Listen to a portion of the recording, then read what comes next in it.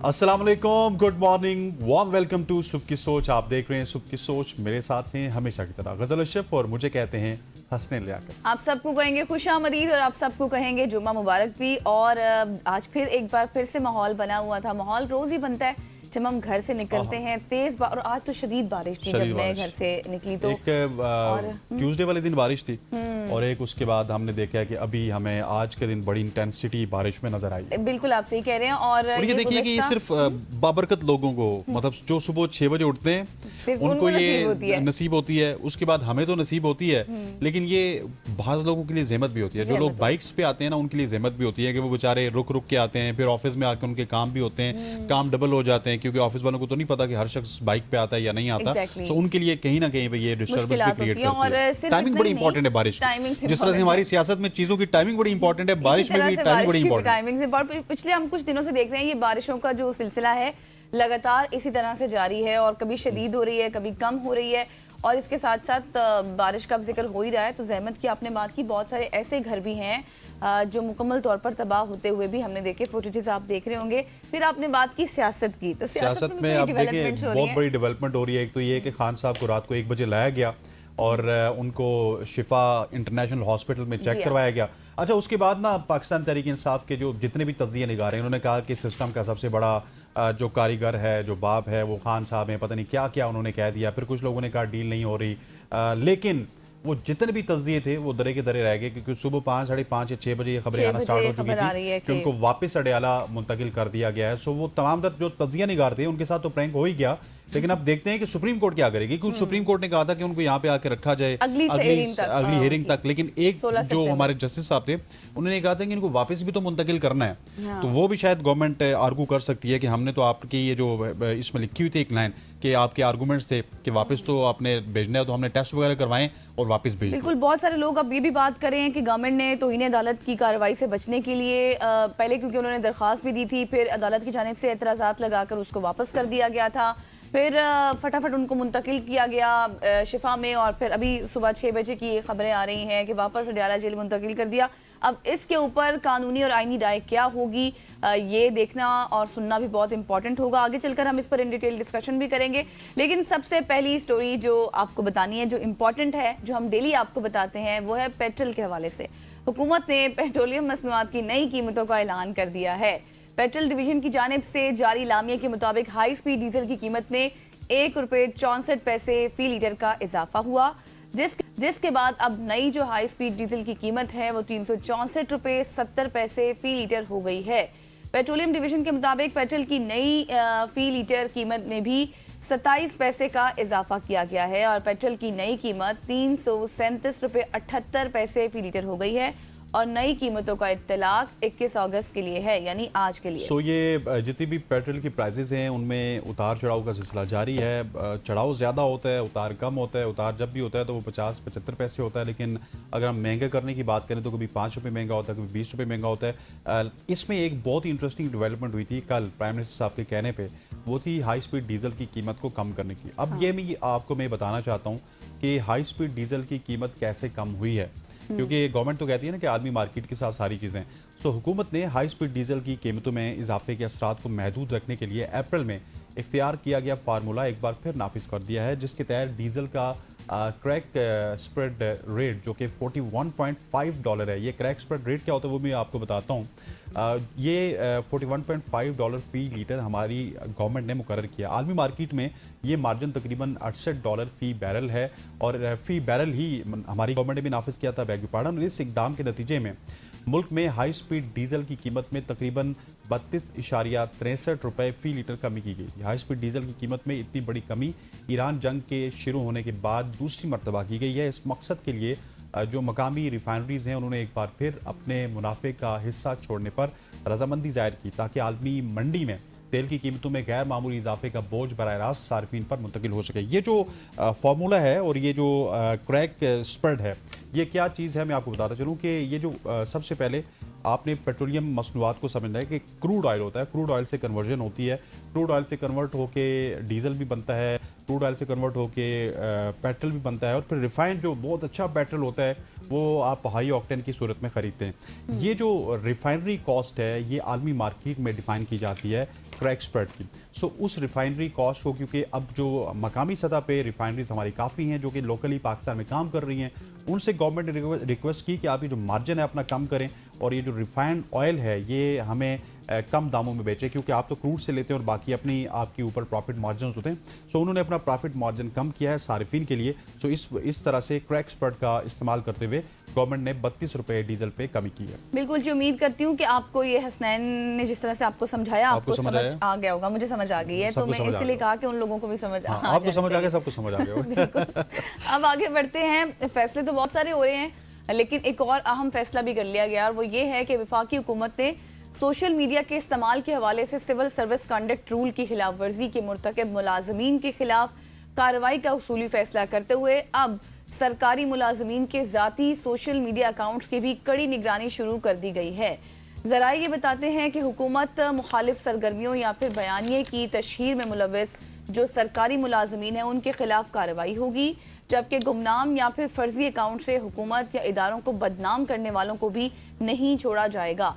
कोई ऑफिसर ज़ाती social media पर सरकारी काम को तशहीर के लिए भी इस्तेमाल नहीं कर सकता और सरकारी अकाउंट्स को भी ज़ाती तशहीर, ब्रांडिंग या फिर नुमाइश के लिए इस्तेमाल करने पर अब पाबंदी लगा दी गई है। मजीद ये कि किसी भी ऑफिसर से सरकारी या निजी सोशल मीडिया अकाउंट्स की तफसीलात मांगी जा सकती हैं, जबकि सरकारी सोशल मीडिया अकाउंट भी पेशगी तहरीरी इजाज़त से बनाए और चलाने की इजाज़त ही होगी। मजीद ये कि सरकारी अकाउंट्स पर सिर्फ तस्दीक शुदा सरकारी मालूमात और सरगर्मियाँ नशर हो सकेंगी। ओहदा छोड़ने वाला ऑफिसर तमाम सरकारी सोशल मीडिया अकाउंट्स का कंट्रोल छोड़ने का पाबंद होगा और लॉग इन, आर्काइव डेटा और इंतज़ामी रसाई आने वाले जो आप ये करें कि नया जो आने वाला होगा उसके सुपुर्द करेगा और हुकूमती पॉलिसी या मौक़िफ़ के खिलाफ राय या मालूमात नशर करने पर मुकम्मल पाबंदी आयद होगी। ज़राए का ये भी कहना है कि कवायद के दायरे में TV, radio, podcast, blog, videos और वेबसाइट और सोशल मीडिया शामिल हैं। रूल्स की खिलाफ वर्जी पर सरकारी अफसरान के खिलाफ महकमाना कार्रवाइयाँ होंगी। ये एक बहुत बड़ी इंटरेस्टिंग स्टोरी है। अब देखते हैं कि इसके ऊपर अमल दरामद होता है या नहीं होता, लेकिन मैं इसमें कुछ ऐड ऑन करना चाहूँगा। हमने देखा है सिर्फ ये किसी एक हलके की बात नहीं है। पाकिस्तान में तकरीबन 50 या 60% हलकों में देखा जाए तो वहाँ पे MNAs, MPAs इस तरह लग रहा है कि वो टिकटॉकर हैं। वो अपनी कोई भी एक्टिविटी होती है उसका हर दिन 30 या 35 सेकंड का या 40 सेकंड का उस एक्टिविटी का एक वीडियो क्लिप ज़रूर शेयर करते हैं। फिर अपने ऑफिस में जो कि गवर्नमेंट की गाड़ियाँ हैं उनके वीडियो क्लिप ज़रूर शेयर करते हैं। फिर आप देखिए पूरे पाकिस्तान में तकरीबन 60 से 70% में देख रहा था इसकी रेशो है। AC और deputy commissioners, assistant commissioners, DPOs, ये वो लोग हैं जो कि बड़े बड़े ओहदों में होते हैं, जो कि एक डिस्ट्रिक्ट को संभाल रहे होते हैं।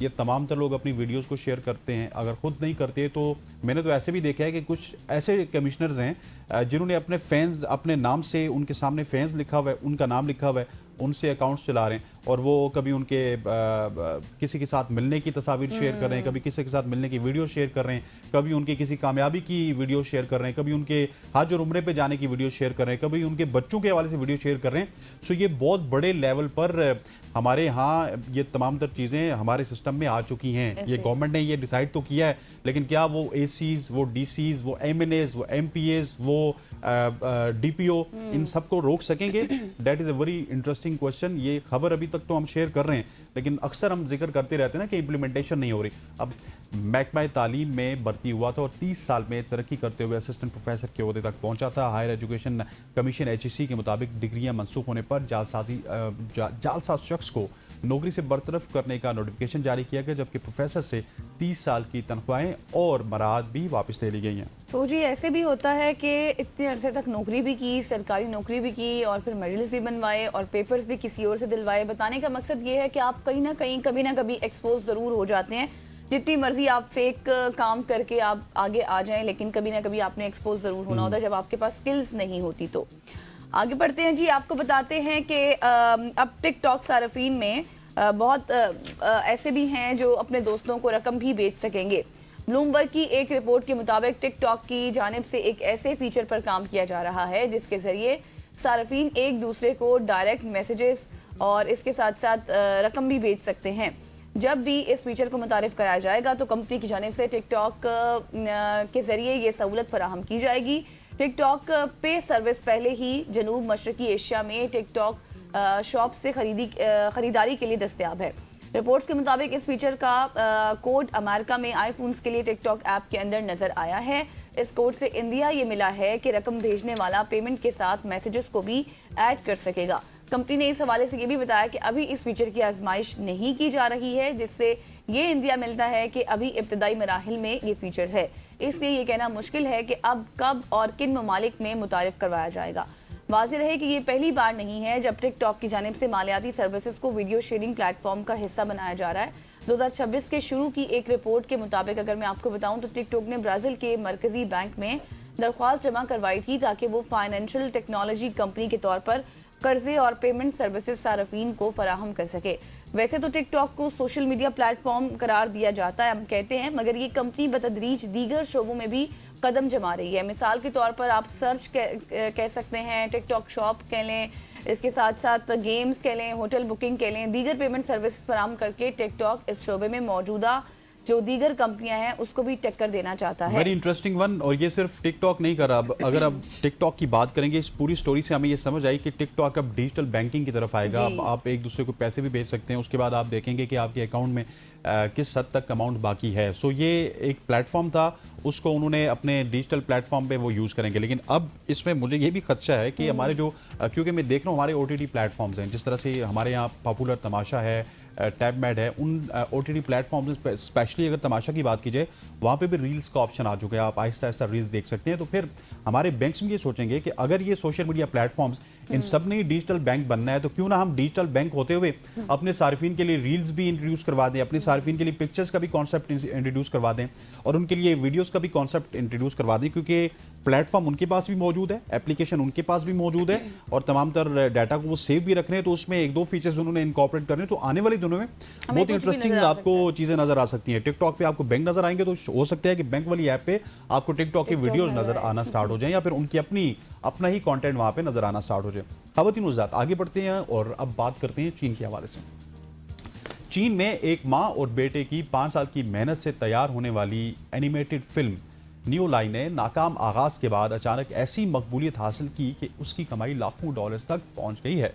फिल्म के तख्लीककार शेन योमिंग पेशे के एतबार से इंटीरियर डिज़ाइनर थे और फिल्म साजी का कोई एक्सपीरियंस उनके पास मौजूद नहीं था। उनकी 60 साल से ज़ायद उम्र की वालदा सनली फिंग ने बेटे की मदद के लिए खुद स्क्रीन राइटिंग सीखी। माँ बेटे ने तकरीबन 5 साल तक फिल्म पर काम किया और तहरीर, हिदायतकारी, मॉडलिंग, एनिमेशन, एडिटिंग, हत्ता के किरदारों की आवाज़ों तक बेशतर काम खुद किया है।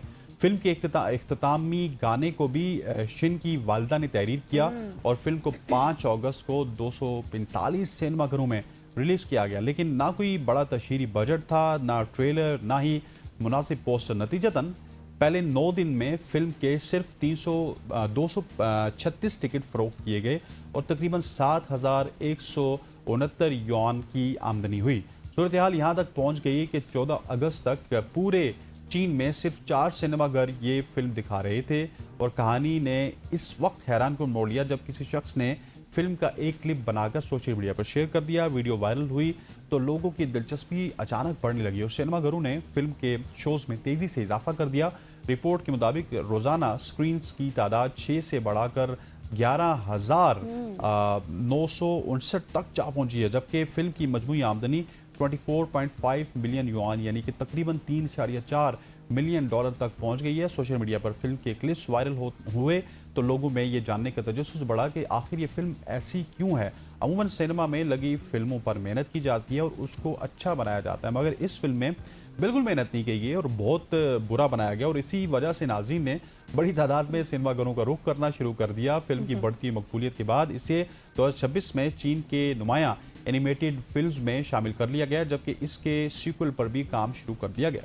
सोची फिल्म बुरी है, इतनी अच्छी नहीं है, लेकिन उस पर मेहनत हुई है और मेहनत कभी ज़ाया नहीं होती। 5 साल की ये मेहनत थी, ज़ाहिर है उस तरह से प्रोफेशनल चीज़ नहीं बनी होगी, लेकिन इनकी चीज़ अब वायरल हुई है तो बहुत सारे लोग हो सकता है अब इनसे राबिता करें और इनका जो 5 साल की मेहनत हुई है, 5 साल बाकी फिल्म में कोई मेहनत किसी को नजर नहीं आई। मेहनत नहीं हुई, बाकी कुछ भी नहीं, फिल्म बहुत बुरी बनी है वो अल्फाज हैं।